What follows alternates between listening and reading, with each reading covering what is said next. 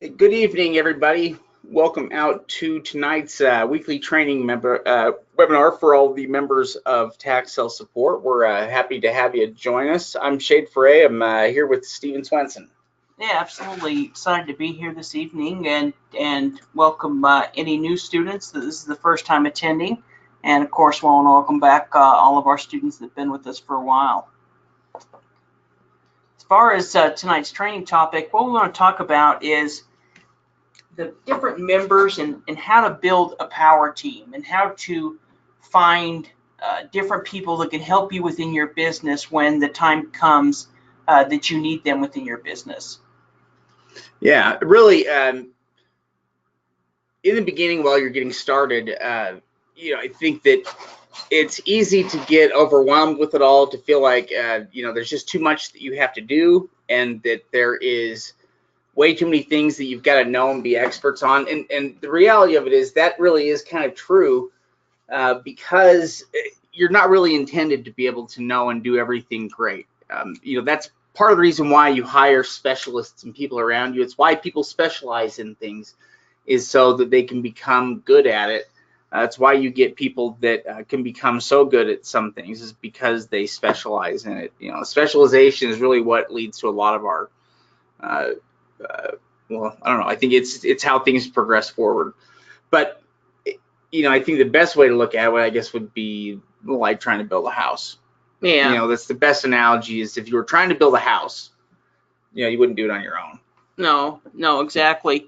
And as far as building your power team, in fact, you can click it because that's actually what, building a tower team is like, building a house. Essentially, there's going to be different people that are going to do different tasks. So you're going to hire a plumber that's going to do the fixtures and the water and everything like that. You're going to hire a electrician that's going to do all the electrical work within the house. And obviously, hiring these different people are going to help you do your job if you want to build a new home. And that's kind of the same aspect of our power team. The only really difference is that we're going to add these different people as the need arises. We don't need to start adding a member to our power team, until we really need that, because we may never need that depending on our strategy.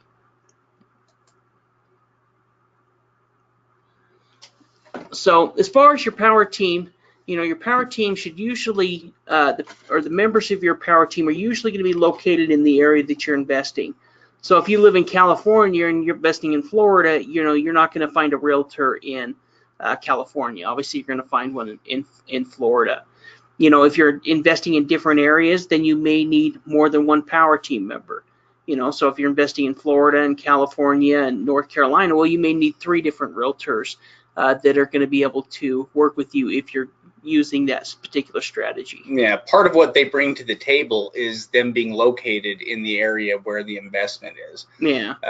So oftentimes, they are very specific to the investment. Like, for instance, real estate attorneys, they're generally going to work in specific areas, specific states, not the kind of thing that you're going to hire one person to handle stuff all around the country for.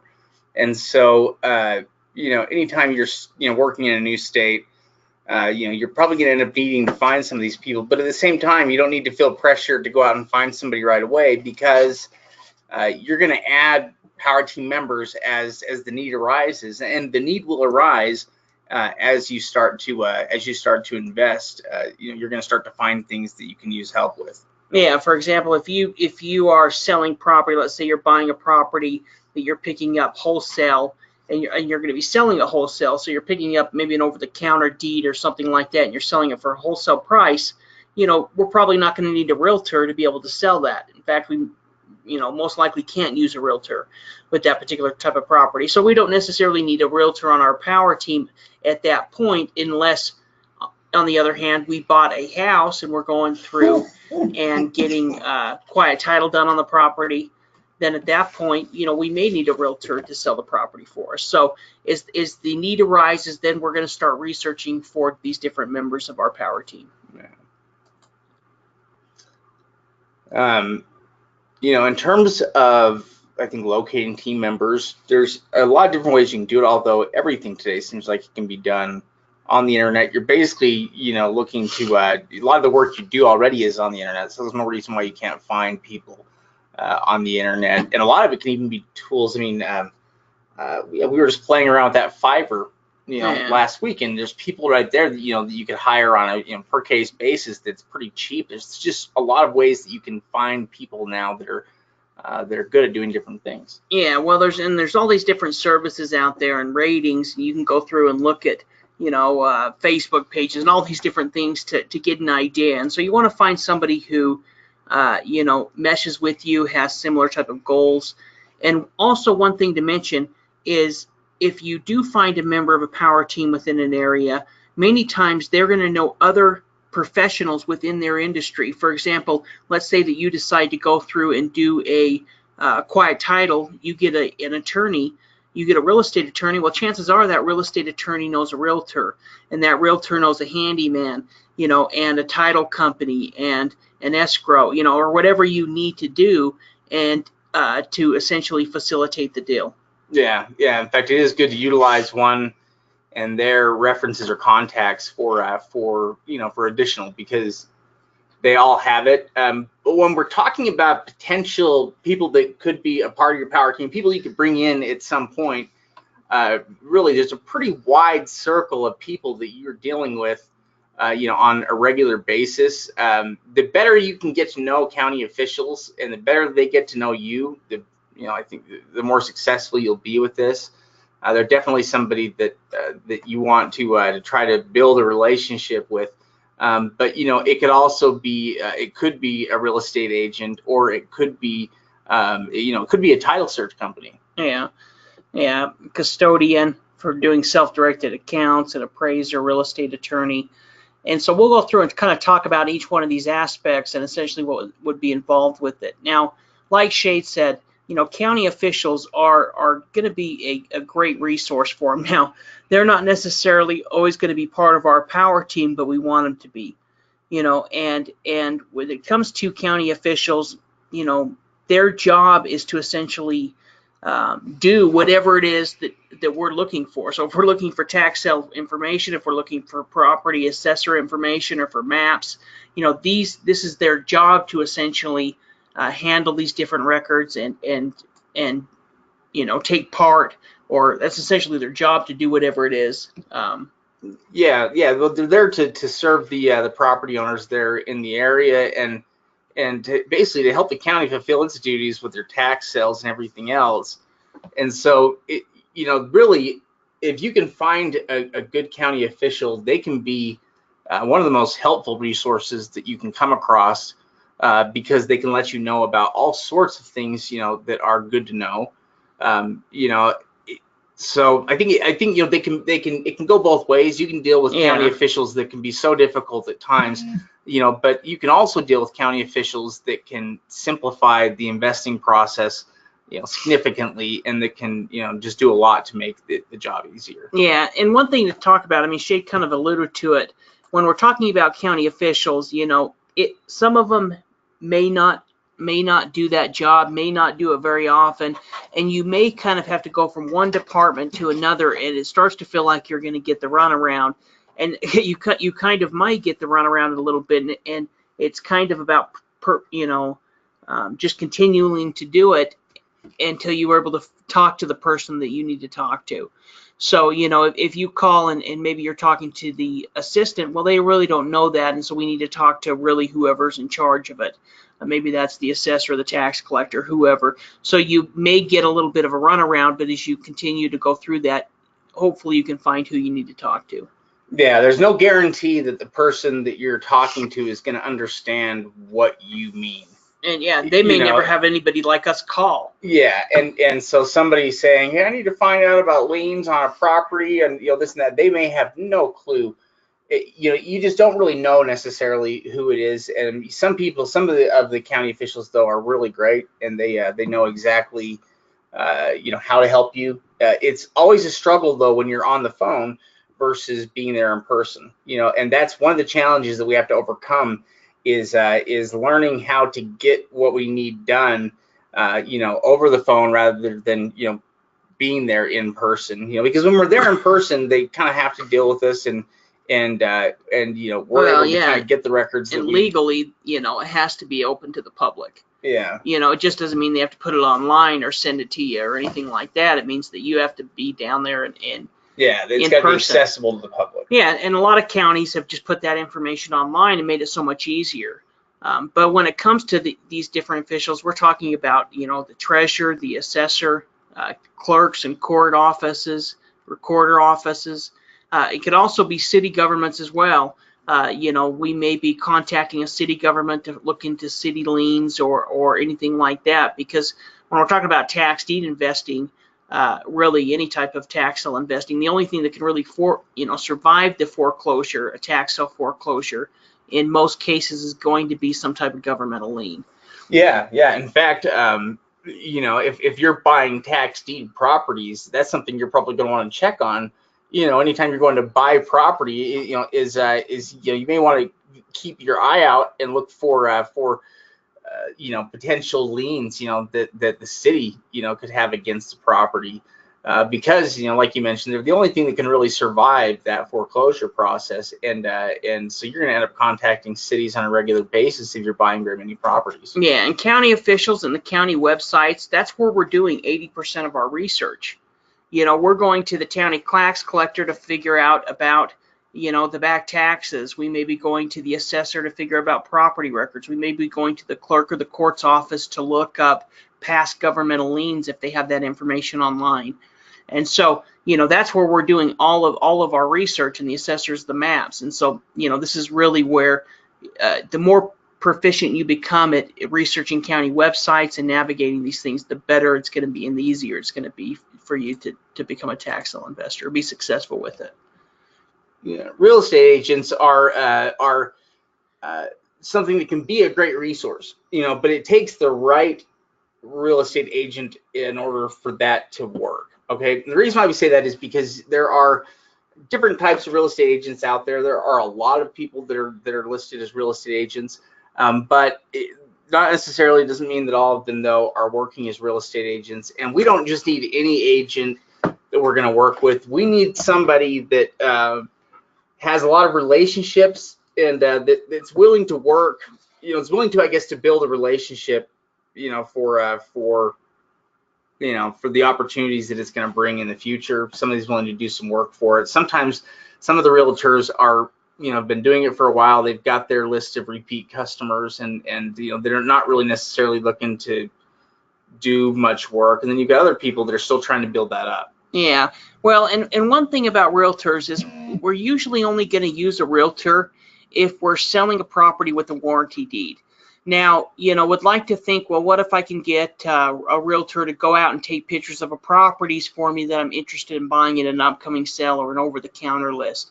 You might be able to find a realtor that's willing to do that, but most realtors, from our experience, especially when you're talking about a tax sale property, is not going to be willing to go and do all of this pre-work for you. And that's part of the reason why we refer you to handyman or having somebody go out and take a photo if we're talking about structured properties.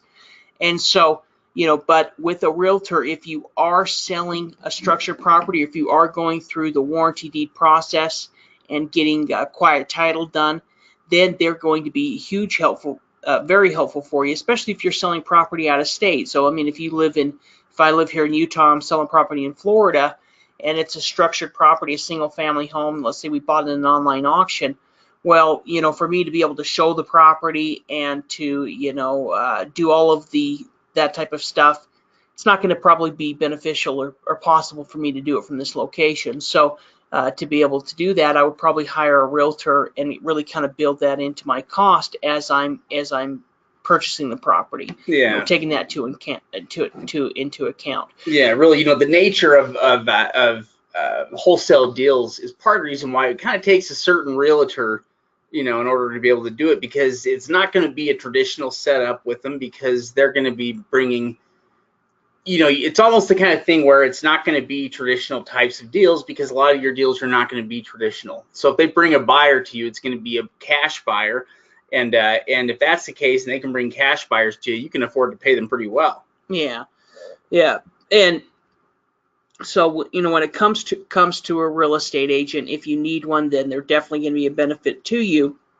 It's just going to depend. I mean, if you're doing a lien investing, you don't really ever need to have a realtor unless you go through the foreclosure process, and then from there, you know, decide what you're going to do with it. Yeah, but if you ever take a property through quiet title, then you could potentially use a realtor to be able to sell it. Again, and there's always that opportunity. I mean, again, it would take the right realtor, and that's why I'm not sure that it's not something you have to go digging for right off the bat to try to find, because a lot of the realtors you're going to look at are not going to probably be able to work for what you want. Yeah, well, and some realtors may be willing, especially maybe new realtors, to do what's called a BPO, a broker price opinion, and it's kind of similar to an estimate of value or a comparative market analysis, where they'll go out and drive by and take photos of the property for a fee. But usually that fee is probably going to be more expensive than, you know, hiring a handyman or somebody like that may even have experience on property and can say, oh, the roof's bad here, or we need to watch for that, or overall this house looks great. Yeah, I think those are good points. And the whole idea is to try to reduce any kind of cost you have, especially pre-investment cost. Title companies. Yeah, when it comes to title companies, essentially they provide title insurance to people that are trying to buy property or real estate.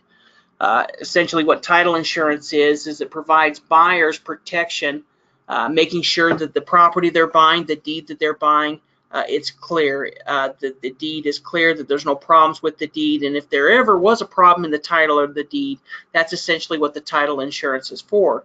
But in addition to doing title insurance, they also provide title searches. Yeah. In fact, the title searches can be really handy to us, because in some properties that we're going to be dealing with, we're going to want to have a title search performed, and so these title companies are the ones to hire to do that. The title search that we would have them do would actually, that's really the ultimate way to find out the most about a property, is to have a professional title search performed. Yeah, and when it comes to title companies, you may need a title company in the future to get title insurance, especially if you go through the warranty deed, process, the quiet title process, get a warranty deed, then you're going to essentially get a title insurance. That's what separates, tax deeds from realtor. Actually, we'll talk about it here in a minute when we talk about getting an attorney. But there's two options for you. You can either use one of the many online companies that are available, and we'll go through some of the best resources, or some of the ones that we've seen out there, or you can hire a title company or abstractor that's local to that area. Yeah.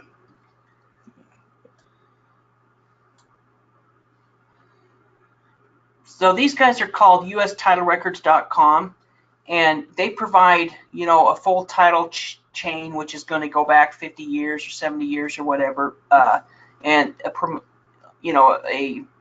essentially a full title search for $195. But they do offer a lien report for $110. So essentially, that would probably be, if we're looking at tax deed sales, what we're most interested in is any type of governmental lien that would be against a property, and this would be with a more professional company. It's going to be more expensive service. You don't necessarily need to spend the $275 here, but at $110, that would at least get you any type of governmental liens to see how much they are and what they are. Yeah, certainly that would be in depth enough. There are also some online companies like TitleSearch.com. Yeah, TitleSearch.com is another one. These guys will do a full extended property search for $179. So these are kind of like the top online options as far as doing a title search, where they not only are going to pull up the online records, but they're going to have somebody manually pull up the records as well to verify it. So, some of these cheaper ones, they're just kind of pulling up whatever's available online. That we'll go through some of those companies, but these are going to be your full title searches.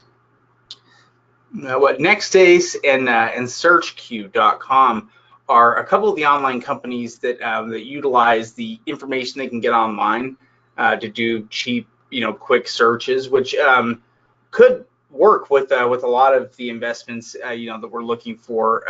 If it's available for the properties that we're doing. That's one of the problems, though, or one of the limitations anyway, is that it's only limited to certain properties, like having complete addresses and things like that. Yeah, Shade's completely right, and it's also not going to be in every state. So you can go through and check and see if the property is available. If it is, the search isn't bad. It really isn't. They pull up some pretty good information. They pull up the lien information pretty well. But if they don't have that available, then it's really not even an option for us. And there's also Fiverr.com, and there's people on Fiverr that will do title searches for you. Now, they call them title searches, but they're really kind of property reports. But some of them are able to pull up the past lien information, and will pull out a lien report, so you can see what lien information is there. So they can provide pretty good information, but it's going to depend on the area. Some of these guys, there's several different people that do it, and it ranges from $5 to $20. Some there's $5, $10, $15, $20 ones. Yeah. In fact, it's kind of an interesting option, because I think you get a wide variety of everything from somebody that's pretty much probably just like a lot of you that could actually, as far as once you kind of understand county records well enough, to where you could go through and search and find a lot of the basic records. Like once you have those skills, you could probably be on Fiverr and get paid to research basic records. And then some of it, it could be up to as high as something closer to like a professional title searcher or somebody that does it on the side, that does it professionally during their workday. And it kind of depends on what kind of record systems that they have access to. That we may not have on as far as the general public, but you can look through and review each one of them. They have ratings. They have, some of them will say what states, and then also I would email and get an idea if they do it within that area. Yeah. One of the options you always have is to look to a local title company or abstractor, that's near the property or in the area of the property. Sometimes that's a good way to go. Sometimes you want to start to, from that specific area, looking for title companies. Yeah, and there might be some local title company that has access to the lien information and can pull it up for cheaper. If you're doing like a full title search, a lot of your title companies are kind of doing the title search for title insurance purposes, where they're essentially doing the full title search because they're going to be insuring the title. But you might be able to talk to one of these local title companies and say, hey, I just need the lien information. I have 5 different properties I want to get researched. Will you cut me a deal and search just the governmental liens or the liens on these 5 properties for so much per property? Yeah, so that would be really handy. That's where having a title company that you work with regularly can be really handy. Other people that can be involved as people that are in your power team can be if you have a self-directed custodian, or if you've set up a self-directed account. The custodian is generally the party that's holding the money, and that will that basically will issue it out and try to make sure that that what you're doing is all in accordance with what's allowed. Yeah, absolutely. And it may not be something that you need now, but it may be something that you want to look at in the future, especially with some of these self-directed accounts where you can put so much money in it per year, and it's tax-free, and these can be very good for investing in tax liens. I saw an advertisement, I think it was last night or the night before. I'm pretty sure it was for companies that help people with self-directed accounts. Yeah. That that invest into but from there they're self-directed invest into business. It looked like it was some kind of a way, for them to invest into businesses. I'm sure it's somehow kind of taking advantage of, like, what's that investor, Shark Tank, that kind of show, maybe even, where, hey, what can I do with my own money? Yeah. But essentially, if you need one, that's going to be somebody. An appraiser is probably not going to be somebody you're probably not going to have an appraiser done unless you are getting it done to sell the property. Because we can usually pull up a comparative market analysis that's going to be really more accurate to what the property is going to sell for than an appraiser. But if you are selling a property through a mortgage company, not through a mortgage company, but through a realtor or through where that you've got a warranty deed, for them to get the loan against the property, they're going to have to get an appraisal done, and so having that connection there. And real estate attorney, this is somebody that certainly you're going to end up needing. They can be handy for a lot of things, even as far as just transferring title and stuff with quitclaim deeds. They can be handy. Yeah. But if nothing else, if you're going to pursue any kind of quiet title, then you're going to need a real estate attorney, and you're going to want to find one that's local to the area, because they're going to need to present your case before the local court. And so it's going to be best to find a real estate attorney that practices quiet title in the area. Yeah, especially if you're going to be doing a lot of real estate within that area.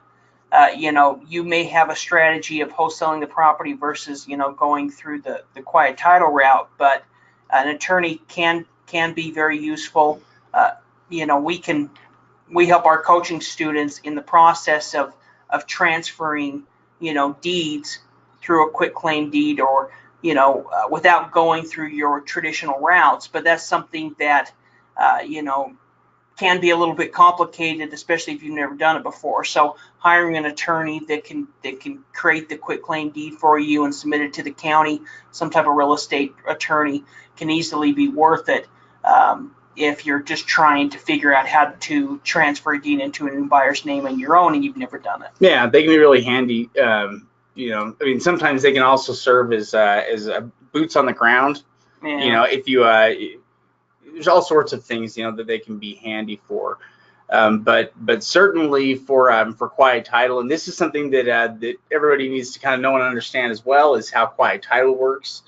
I think everybody needs to understand how wholesale works versus and how versus tax selling deeds work. Yeah, how a tax deed works versus a warranty deed, and how we turn a tax deed into a warranty deed if needed through a quiet title action, and also understand the difference between market and wholesale. In selling the property, and how we can still sell these properties, but we're doing it with the quitclaim deed, or the equivalent. Yeah, essentially, when we're buying these properties, the county goes through a judicial foreclosure, and they foreclose on the property. And in most states, it's going to limit everything except for other types of governmental liens. So if there's a city grass lien, it may not, eliminate that lien. Yeah, it won't wipe out that, but it'll pretty much wipe out anything short of a government-issued lien. Yeah, but when they issue the title, the county's not going to issue a warranty deed on the property, meaning that they 100% warranty that there's no problem in the title whatsoever going back 70 years. They're not going to take that type of risk. In fact, in any of the foreclosure sales, they don't do that. What they're going to issue is something called a limited warranty deed, or a tax deed, or a quitclaim deed, or a land patent, or something like this, which is essentially issuing you full ownership to the property, but it's not what we call a warranty deed. You still have 100% ownership, but it's still what we could actually call a clouded title. Yeah, in fact, it seems like we were talking to one of the students the other day that was saying that in some places for foreclosures, they'll use special warranty deeds. Special warranty deeds, or something like that, and it's all really the same. They're all short of a warranty deed, and anything short of a warranty deed is a clouded title.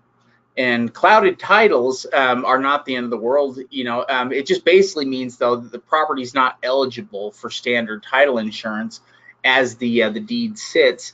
That we may need to take it through a quiet title process, which is really a process where you are bringing a lawsuit before the court, and in a way you're kind of like suing for a warranty deed, or you're suing to eliminate anyone's potential claim to the property, from now on. Yeah, to establish uncontested, ownership of the property, and basically through that to be able to get title insurance and be able to sell it for maximum value if you want. Yeah, so when we buy the property, we either have two options. We can either turn around and sell it kind of the same way the county sold it to us, as is, where we're buying the property. Maybe it's a lot, maybe it's a home, whatever it is. We're essentially turning around and we're selling it for what we call wholesale value, where we're selling it as is, just kind of the same way that we bought it. We bought it, free and clear, but through this, through a tax deed or whatever, and we're going to go ahead and sell it kind of the same way through a quit claim deed or whatever is equivalent within that area, where we're just selling the ownership that we had to the new owner. And then at that point, if the owner wants to go through quiet title, they can. In some states, they can go ahead and just sit on the property, and after so many years, it's pretty easy to get quiet title or to get a warranty deed on the property because you've already established ownership over a period of 4 years or 5 years or whatever it is. Yeah, that's really what it's about. Is it's about trying to establish your ownership in the property, and that's what the court is going to want to see, especially if you're paying property taxes. That is establishing your ownership of the property and your your maintenance of it, essentially. Yeah. So if we don't want to sell it wholesale, then we want full market value, then essentially we're going to change that tax deed or limited warranty deed or whatever it is into a full warranty deed or a warranty deed through this quiet title process. Yeah. So when we're going through the quiet title process, it's something that can take 3 to 6 months to go through, and it can cost you $1,000 to a couple $1,000, depending on a lot of factors, like how much work is involved with it, and that kind of depends on how much work the lawyer has to do, to go through the steps. It's kind of like the foreclosure process in a way.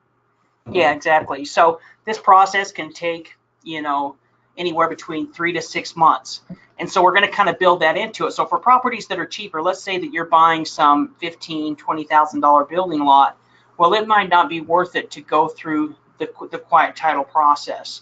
It may be just worth it to sell it to, let's say sell it to the neighbor for it's worth 15 grand. You sell it to them for 8 grand. They're getting a good deal. You've made money, and essentially you're just selling your ownership to them. But if it makes sense, then essentially you go through that quiet title process so that you can get a warranty deed, so that title insurance can issue title insurance on it, which essentially means they can get a loan and get it. That's kind of what prevents a warranty deed and a quit claim deed. Is your average bank isn't going to give you a loan on a property unless it has a warranty deed. Yeah. No. In fact, if you're looking to sell, unless it has title insurance, but you really can't get title insurance unless you have a warranty deed most times. Yeah. That's why you'll sometimes hear people refer to properties, or you'll hear us say that it's not insurable, or that it's if it's not insurable, what that means is that you can't get the title insurance for it, which means you're not going to be able to sell it to somebody for financing. And that's an important factor if you're looking to sell it for full market value. But no, with a lot of properties, that's not going to make sense. The property's not going to have enough value to really justify that, and it's going to make more financial sense to offer it for wholesale. And if that's the case, that's great, because it's the fastest way to go as well. If you're going to offer a wholesale, you're going to be able to do that quicker. It's not going to take any time frame, and you can make it turnaround faster, which that might be the most important factor to you in the beginning, is trying to get a quick turnaround on properties and making some money, turning your investment into some cash. Yeah, exactly. It's usually going to cost $1,000, $2,000. Sometimes it can be more than that, and kind of depending on where it's at in the country can definitely affect it. Now, generally speaking, most title insurance companies won't issue title insurance on a property.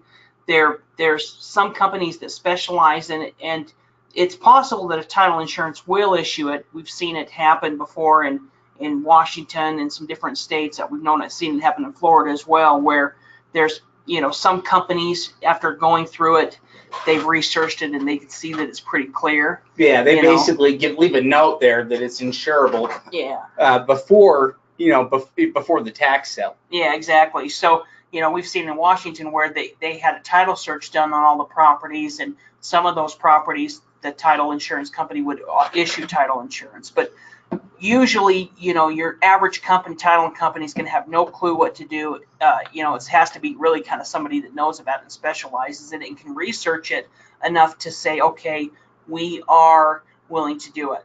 But these companies, they charge a premium, but this is what they do. They essentially will go ahead and research the title, and you pay a premium, and they'll go ahead and give you title insurance. Now, where this could come in handy is, let's say that you bought a property and you found a buyer, and you're going to sell it to them, not for wholesale value, but maybe you're giving them a slight discount. You're going to give it to them for 95 cents on the dollar or something like that. So you bought a home, it's worth $100,000. Maybe you paid $30,000 for it, and you're going to sell it to them for $92,000 or something. You want to be able to turn around, do a quick sell with them, pretty quickly without going and waiting for the 3 to 6 months for quiet title to occur. And they need to get financing on it. Well, if they go ahead and use something like Clear to Sell or Tax Title Services, that'll go ahead and give them a title insurance so that they can get financing from your traditional financing. Yeah, but it's not cheap. No, it's going to cost between it's going to cost a couple grand at least. Usually between $2,000 to $3,000. It can even be a little bit more than that when it's all considered. But it can be beneficial if you need that quickly. And it can be kind of in that deal. If you could go ahead and get that sale done, it would save you. Essentially, you could get a huge return and not have to wait 3 to 6 months. That money's going to be better spent, back into the market. Yeah. So the cost is there, but if you can do it, then the idea is that it should be justified and make sense there on certain deals. So not something you pursue on every deal, but on certain deals, it might make sense. Yeah, and another group of people that you should be looking at, or at least some of you should start thinking about, is other investors or partners that can help you fund deals. As you guys start going through and especially if you have limited resources but you'd like to do bigger deals, just by going through and doing some small deals or going through and showing people. I mean, when the Shade first got started, we didn't really have any funds to invest. We were working hourly jobs, trying to buy liens here and there, trying to attend the deed sale, but getting outbid. But eventually what we did is we were able to take and show what other people were doing to people with money, and be able to find money and essentially work out a deal where we can make percentage or something like that, where we're able to help them or take their money and do deals together. And so that's something that you can definitely do. Be family, friends, especially when you're looking at tax sale investing. It'd probably be more on the deed side. Usually somebody's with tax liens, essentially you're earning that interest rate return. But if you are short of cash, or if you are looking for additional investment funds as you get going, that could be something that's worth looking at. Yeah, definitely. I mean, it's certainly a skill. It's a skill that you learn and that will progress and get better the more you practice with it. Yeah, and if you've been able to flip some property and show some results, then you can find people that are willing to give you the money, and you split the profits 80-20 or 70-30 or whatever it is that you're able to work out. I mean, if you're a brand new investor, and even if somebody was willing to do 50-50 and you could go out there and get some money and do a deal or two, that would give you your own capital to invest. Yeah, in fact, I think that there are other people that you could potentially have that join, and become team members eventually. And again, these would come as the need arises. Wow. Yeah, exactly. Local property management company, if you're getting rental properties and need rentals. In fact, actually escape on that one for a minute too. Which one?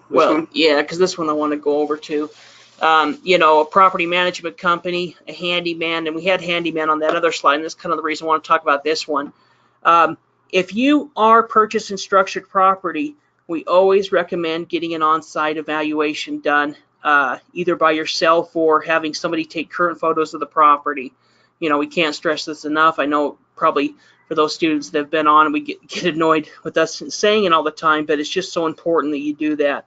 That's the number one way a student can make or an investor can make a very serious mistake. And so what we always want to do with land, you can be a lot, we purchase land all the time sight unseen, as long as we're able to do a good evaluation on it. But when it comes to structure, condition is everything.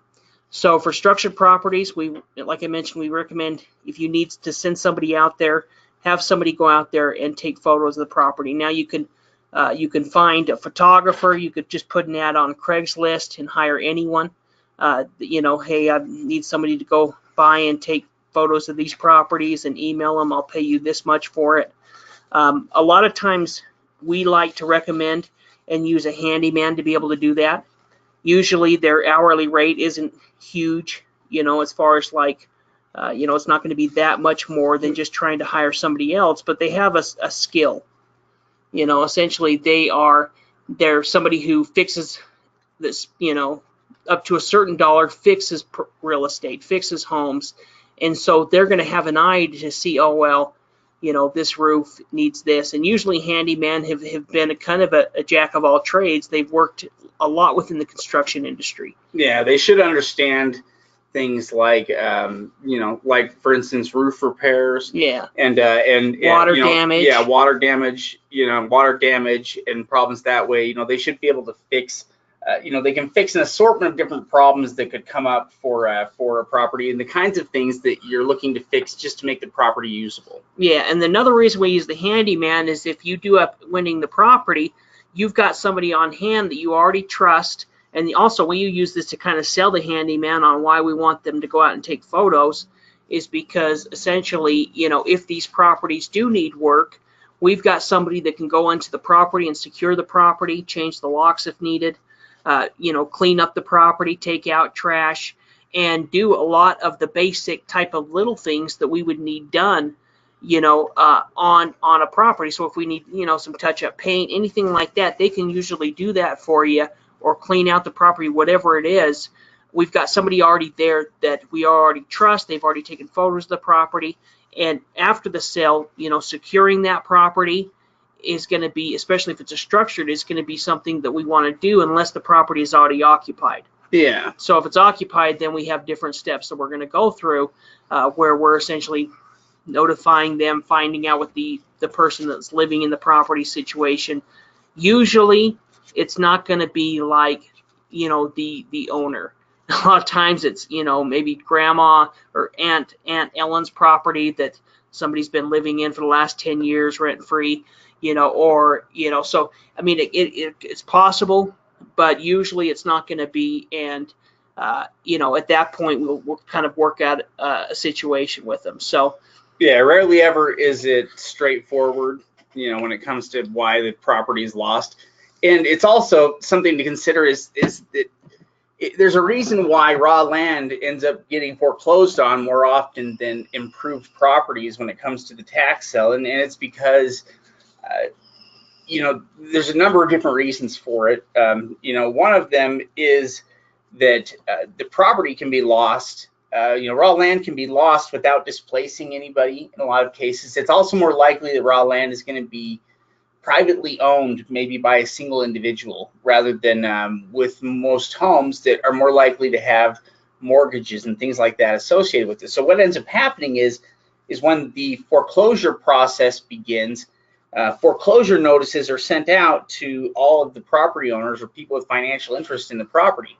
And when those notices go out, if they go out to 10 different parties, that all have a financial interest in this property that's worth a lot of money, then everybody makes a stink about it. Everybody's going to step in, and somebody's going to ensure that the property doesn't end up in foreclosure, because you've got all these different parties that are going to help to prevent that from happening. But if a property is just owned by a single individual, something like a raw piece of land, then that foreclosure notice could go out to just one person. Yeah. And that's it. And if that party doesn't respond for whatever reason, anything from because the records are no longer up to date, or because somebody died, or because of whatever reason, then that's it. The property ends up getting foreclosed on, and that's the end of the story. Yeah, if we were to, just thinking, if we were to take a scale of 1 to 10, say hardest being, the 10 being the hardest type of tax sale deal, and 1 being the easiest, we would probably say most of your land is between 1 and 3, and your structures are between 7 and 10. Yeah, because totally. We're only able to usually judge on the outside the condition of the property, so we're basing our bids off of the outside and what we can see. And so, that's the reason we're always recommending letting property go than overpaying for a property, because you need to look at that property as a worst case scenario as far as what you're going to need to fix. And so, we're always looking at a property, even if we have to let them go, to make sure that we put enough profit in there that if we had termites, or if we had water damage, or if we had any of these things, mold, that we've built in enough profit margin there that we could cover that and still make money on the deal. Yeah, it's definitely, it's a good idea too, to be to be honest with the numbers, if not, even skeptical, to have numbers that are low. Always better to be low than high. Some of the other companies, property management company is somebody that you can hire down the road to help you manage, properties. You can hire the equivalent on it if you end up getting enough people, you've got seller financing set up with.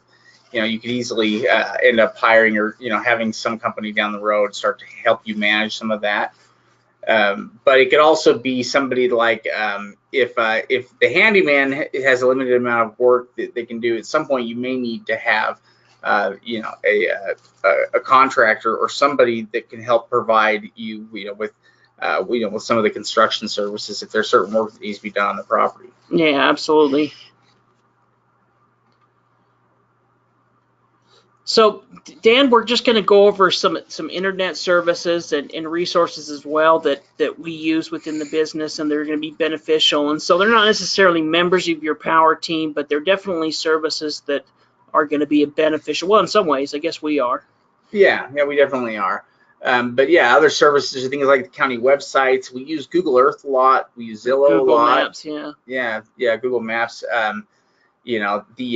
A lot of the online auctions that exist out there right now as well, along with the companies like Zillow and Realtor. As creepy as Google Maps is that you can go anywhere and see what streets look like, it is helpful from an investor standpoint, to go into these areas and see what the area looks like. In fact, if we're looking at a structure, we'll go through and kind of look at the neighborhood almost like we're driving up and down the streets and kind of get an idea of what it looks like. So, first, of course, is taxsalesupport.com. We try to provide these webinars each week for you. On the website, we have all of those posted. In fact, we're going to be uploading a bunch more lists over the next day or two. We'll be uploading a bunch of the April and starting, most of the April and some May list. And, of course, we have the forum that you can ask questions in and interact with other investors and members. Of course, all the things that are involved with membership to taxsalesupport.com. Yeah. I forget all this. County websites is really another huge tool that we're going to use and a resource us to as investors. This is where we spend so much of our time. This is where we're going to get the auction list. This is where we're going to research the tax collector or the tax records, the assessor records, the property maps, the court records. And county websites are getting better and better at adding information to the list. Well, it's all of these tools are what make it possible for us to invest as out-of-state investors. Yeah, sight unseen. With tax liens, we'll invest in structured properties. We'll invest in any tax lien sight unseen based on this information. Yeah. I mean, if we can, if it's available in these properties, then and we're buying raw land, we can buy confidently, in more than just one place. And that's something that you couldn't have done that, not too many years ago. Yeah, Zillow is another, these property value websites, Zillow, Realtor.com, any of these are going to be huge benefits to us in determining what the market values are. It shows us what properties are currently available. It shows us comparables, and it helps us get a pretty good idea of the property. Plus, we're going to use Zillow to list our property as well once we purchase properties. This includes, they include curbside photos. Now they've built it into where they've actually got Google Maps, Maps included within it. So if there's a street side view, also if there's any seller description, if their property's been sold in the past, they include that information. And a lot of times that can include additional photos of the property if the seller, when they did uploaded photos or description of the property. So looking back there can be pretty beneficial. There are a ton of tools on Zillow that you can utilize and that are handy. Even looking at things like historical values, have always been handy for using. But Zillow is not the only one. There's also other sites out there that you can use. We'll a lot of times before we buy property, back it up and do a search on Realtor.com as well, just to get an idea. Usually they're going to be a lot of the same properties, but there could be different properties listed there that we could use as comparables. May include some sold properties. So we'll use as many different resources as we can. Yeah, to try to find accurate comps. That's going to be the best tool for giving us an idea of what is going to sell and what's going to sell easily. Yeah, absolutely. So, well, building a power team is an essential part of your business, and really going over these tools that we talked about tonight, from the county officials to us to the websites. These are really the things that you're going to be using as a tax sale investor. Yeah, it's what you're going to be using the most, and these power team members are who you'll end up adding as the workload begins to grow. As you need people for additional tasks, but. If you're just investing in, let's say you're investing a couple $1,000s in tax liens a year, well, you may not need a bunch of these like a realtor or somebody to go out and take photos of the property, but you'll be using us. You will be using the county resources. You may be using the county officials and the websites, and then of course if you decide from there on to do any other type of investing, you're, like Shade mentioned just a little bit ago, you're going to start adding these as the need arises. Yeah, so that pretty much wraps it up for us for the night here. Let us know if you have any questions or if there's something we can help you with. We're always happy to do so. And thanks again for joining us tonight. Yeah, appreciate it, everyone.